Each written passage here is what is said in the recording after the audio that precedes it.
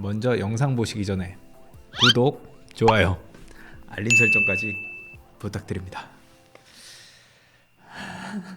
안녕하세요. 기자왕 김기자 채널 김태현입니다. 최근에 라임 자산운용 문제 아주 심각하다 이런 얘기 혹시 들어보신 적 있으신가요? 없다고요? 검색만 하시면은 엄청나게 많이 나오는 이 라임 자산운용 문제 혹시 모르고 계셨다면 지금 한번 정리해드리겠습니다. 2019년 11월 28일 SEC 그러니까 미국의 증권위원회는 미국 한 헤지펀드 회사인 IIG를 폰지 사기 혐의로 적발했습니다. 이미 부실화된 자산을 숨기기 위해서 쉽게 말할까요? 이미 개털된 자산을 숨기기 위해서 새로 투자를 받아 메꾸는 방식으로 위기를 넘기다가 결국 꼬리가 잡힌 건데요. 먼 미국의 중소규모 투자 회사였던 IIG의 폰지 사기가 우리나라에 거대한 해일이 되고 있습니다. 바로 이 IIG 주요 투자자가 운용자산 기준 약 5조에서 6조 원으로 국내 사모펀드 1위라고 꼽히는 라임 자산운용이었기 때문인데요. 라임 자산운용은 2012년 소규모 투자자문사로 출발했습니다. 이 회사가 시장의 주목을 받은 건 사모펀드를 앞세운 2015년부터입니다. 연달아 고수익을 내면서 은행과 증권 PB, 이 프라이빗 뱅킹, 돈 있는 사람들이 가는 곳이죠. 이 PB를 중심으로 입소문을 타서 고액 자산가들의 뭉칫돈을 끌어모았기 때문인데요. 라임 자산운용이 운용자산 1조 5천억 원을 돌파하는 데 걸린 시간은 불과 1년. 현재는 5조에서 6조 원 정도로 추산되는데 일반 종합자산운용사를 넘어섰다고 볼 수 있습니다. 라임은 이후 사업 영역을 넓히면서 몸집을 불렸습니다. 전통적인 투자 대상이었던 주식이나 채권, 부동산을 통해 안정적인 전략을 추구하다가 점차 공격적인 전략을 사용하기 시작했죠. 라임이 많이 투자한 건 사모채권과 메자닌, 주식과 채권을 결합한 전환사채, 그러니까 CB라고들 많이 하죠. 신주인수권 부사채, BW 등과 같은 대체 투자 상품이 대표적이었습니다.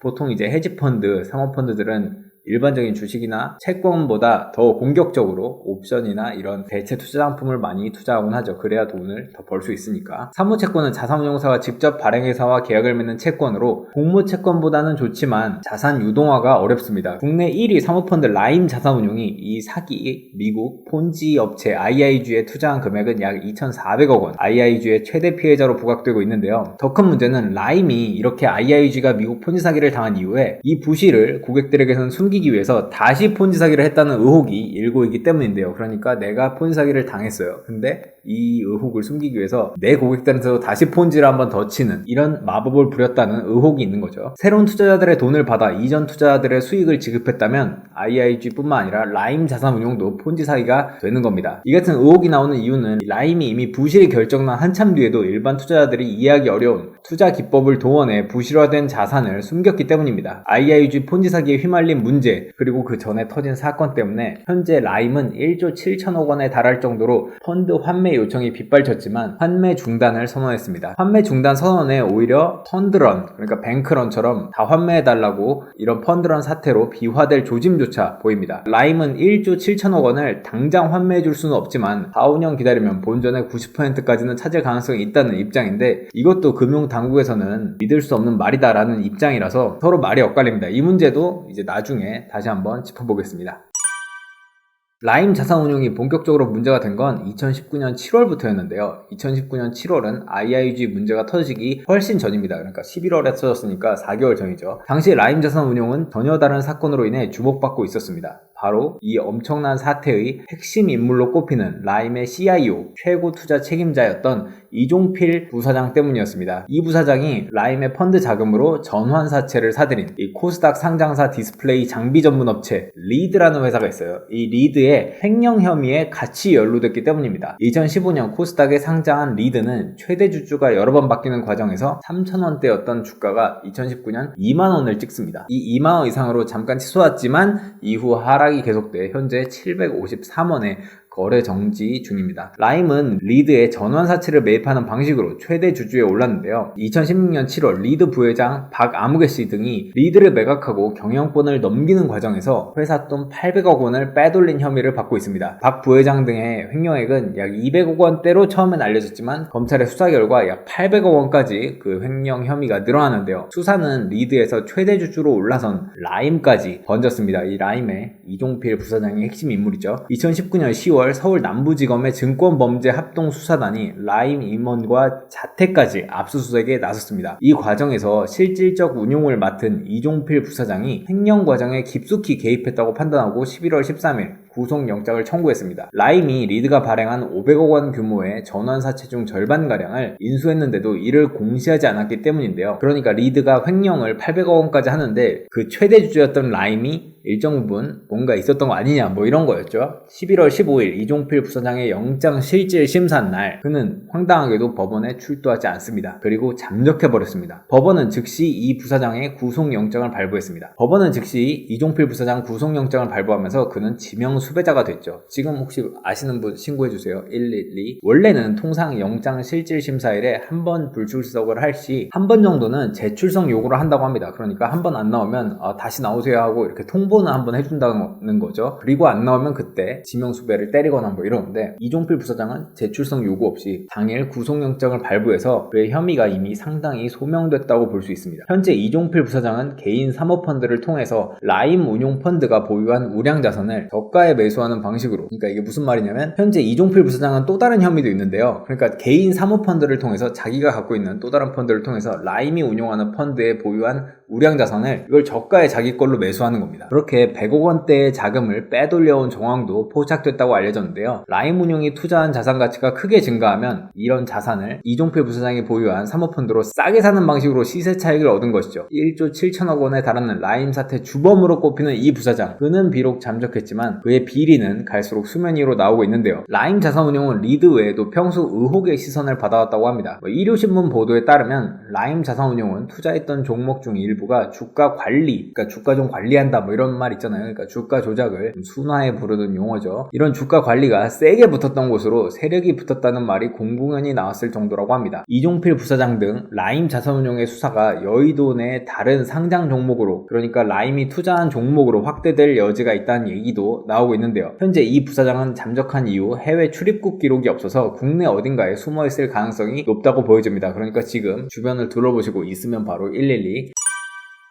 그런데 문제가 또 터졌습니다. 오비일학이라는 말처럼 이 부사장이 잠적한 지 2주도 채 안 된 시점에 라임의 무역금융펀드 플루토 TF-15의 자금 일부가 미국 뉴욕에서 무역금융상품을 운용하는 IIG, 그러니까 앞서 말했던 그 폰지 사기 업체, 그 IIG의 폰지 사기에 당했다는 사실이 밝혀졌는데요. 그러니까 이종필 부사장이 리드 횡령 혐의로 잠적을 때려버린 다음에 2주 뒤에 바로 IIG 사건까지 터져버리는 거죠. 이 같은 사실은 2019년 11월 28일 미국 증권거래위원회, 그러니까 SEC가 언론 보도문을 배포하면서 밝혀졌습니다. 미국 SEC의 조사 결과에 따르면 무역금융상품을 운용해온 IIG는 2007년부터 차용증을 위조해서 만든 허위 무역금융 채권을 펀드 자산으로 편입하는 방식, 그러니까 이미 부실이 엄청나게 있는데 이걸 감추기 위해서 가짜로 무역금융 채권을 만들어서 이게 자산입니다라고 편입하는 방식으로 부실을 감췄습니다. 부실을 감추면서 건강한 펀드처럼 보였고, 이렇게 유치한 투자금으로 기존의 손실남 부실 펀드에 돌려막기를 해왔는데요. 이렇게 돌려막기를 한 지 무려 10년, 굉장히 오래 돌려막았죠. 10년이 이어지면서 부실이 계속 누적돼 최초 부실액 140억 정도라고 생각되는데 지금 거의 조 단위로 불어났죠. IIG는 이를 폰지 사기로 해결하기로 작정합니다. 2017년 6월 IIG는 부실을 덮기 위해 추가로 신규 펀드를 설립합니다. 그리고 투자자를 물색했는데요. 이때 IIG에게 7천만 달러를 고정 투자자, 앵커 인베스터라고 하죠. 이런 고정 투자자로 투자하겠다는 외국 투자자를 만났다고 합니다. 미국 SEC는 이 외국 투자자가 누구라고 밝히지는 않았지만 라임의 IIG 투자액이 2,400억 원, 독보적으로 많은 걸 봤을 때, 그리고 외국 투자자 중 라임급으로 투자한 투자자가 없는 것으로 비춰봤을 때 그가 바로 이종필 부사장일 가능성이 높아 보인 거죠. 이종필 부사장이 왜 하필 2007년부터 폰지 사기를 해오면서 눈덩이처럼 불어난 부실 더미에 눌려서 또다시 폰지 사기를 치려고 했던 IIG와 연결되었는지, 그러니까 중소규모의 이 IIG에 도대체 어떻게 연결됐는지, 투자할 펀드에 대한 실사를 누구에게 맡겨 어떻게 실시했는지, 이런 건 아직 밝혀지지 않은 상황입니다. 또한 이종필 부사장이 실사 과정에서 IIG가 이상하다는 점을 전혀 감지를 못했는지, 실사 결과 IIG가 투자 대상으로 적합하지 않았지만 다른 이유로 투자하기로 결정했는지가 밝혀져야 할 의혹입니다.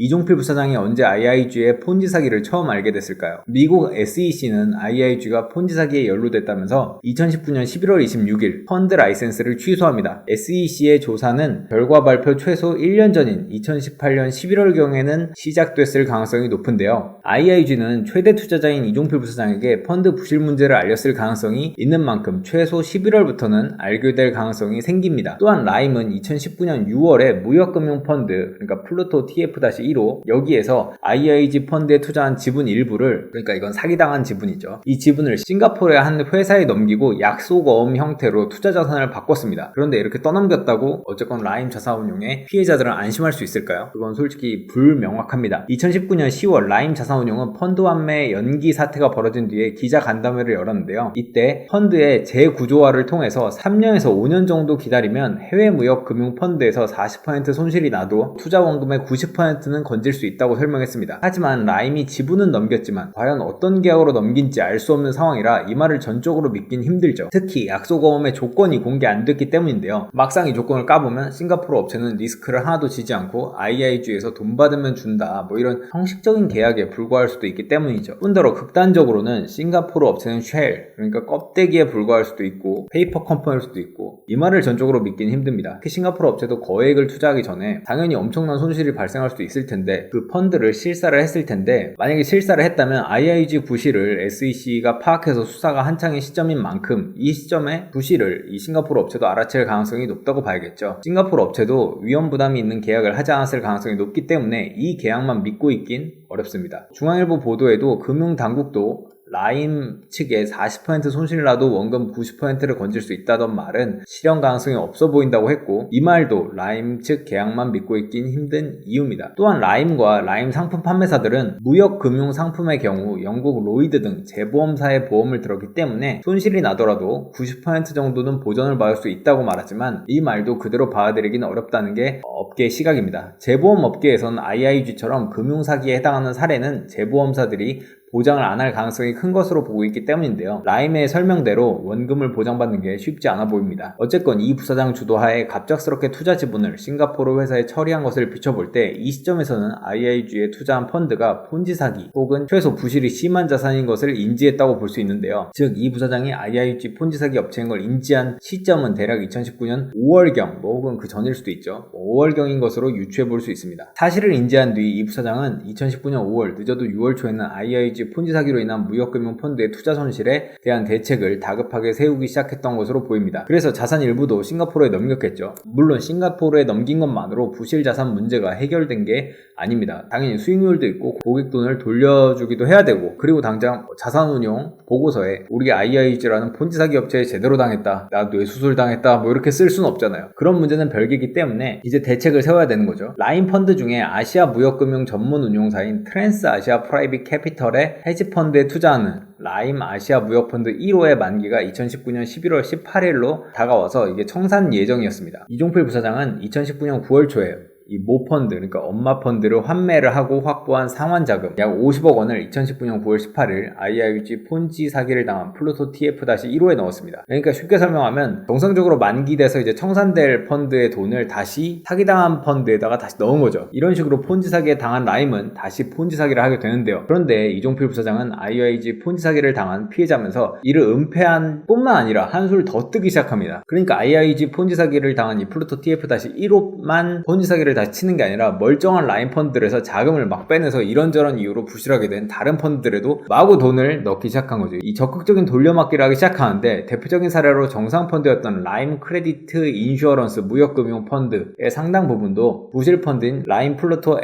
FID-1 등에 집어넣었고, 정상적으로 운영 중인 코스닥 벤처 투자 펀드들도 부실 펀드에 집어넣었습니다. 이종필 부사장은 이 같은 정상 펀드로 부실 펀드 돌려막기를 2019년 8월부터 라임의 여러 정상 펀드에서 동시다발적으로 저질렀는데요. 라임의 1차 환매 중단 2개월 전인 시점이었습니다. 그러니까 라임에서 환매 요청이 막 들어와서 환매 중단을 선언한 게 10월이었거든요. 리드하고 엮여서 뭐 그렇게 된 건데, 그 전에 2개월 전부터는 본격적인 폰지 사기 국면이었다고 봐야 되는 거죠. 그 여파로 멀쩡한 정상 펀드들까지 부실해지면서 정상이었던 라임 크레디트 인슈어런스 무역금융 펀드, 이 펀드도 포함된 5천억 원 규모의 3차 환매 중단 사태로 확대됐습니다. 만기가 돌아오는 정상 펀드들도 다 제정신이 아니게 된 거죠. 이와 같은 돌려막기는 정말 너무나 좋게 해석하는 IIG의 폰지 사기에 휘말려들어서 피해를 본 것을 어떻게든 만회할 기회를 찾아보고자 저지른 것이라고 너무나 좋게 생각하면 그렇게 볼 수도 그래도 없겠지만, 하지만 이종필 부사장이 선량한 관리자의 의무, 그러니까 뭐 사기를 당했으면 그거에 대해서 사실대로 이야기하고 그에 맞는 매를 맞아야 되는데 이와 같이 돌려막기를 했잖아요. 근데 이와 같은 돌려막기에 대해서 이종필 부사장은 펀드 약관상에 허용된 투자 대상이다, 그러니까 펀드 약관상에 다른 부실 펀드에도 넣어도 된다 뭐 이런 약관을 집어넣나 보죠.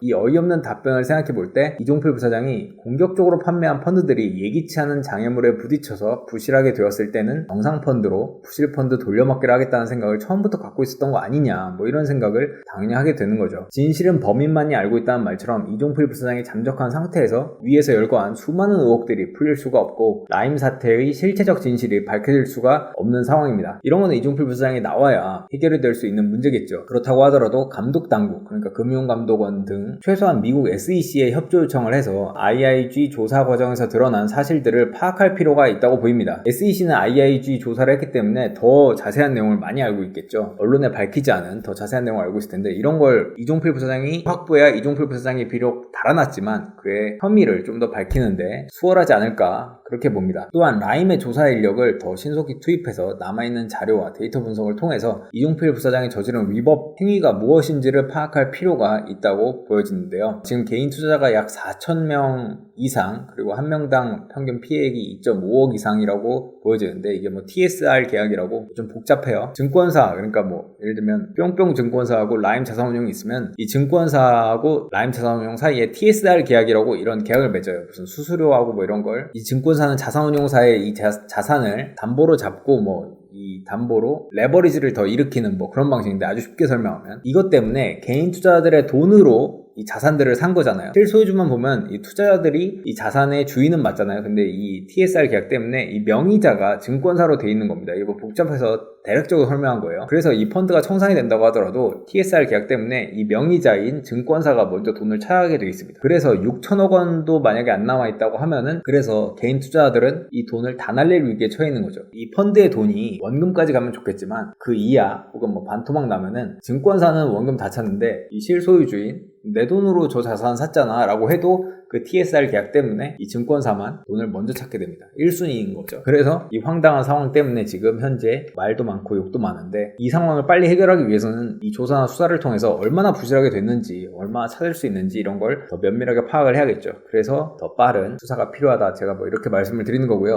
오늘은 상당히 어려운 얘기, IIG에서 라임 자산운용까지, 그리고 TSR 계약까지 나왔는데 잘 이해를 하셨을지 모르겠습니다.